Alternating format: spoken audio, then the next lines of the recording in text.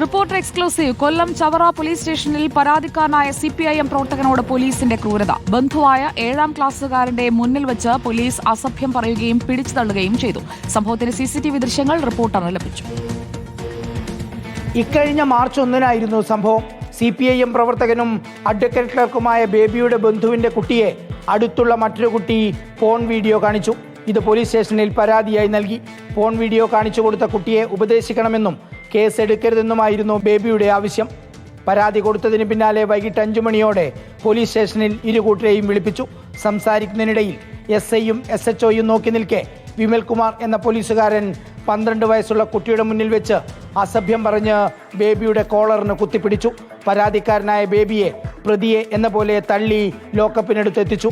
Police സ്റ്റേഷനിൽ നിന്നും വിവരാവകാശ നിയമപ്രകാരം CCTV ബേബിക്ക് കിട്ടി.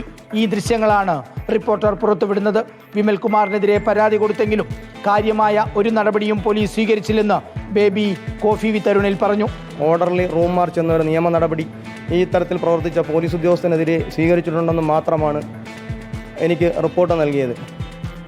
Reporter TV Prasad, in reporter, Thiruvananthapuram.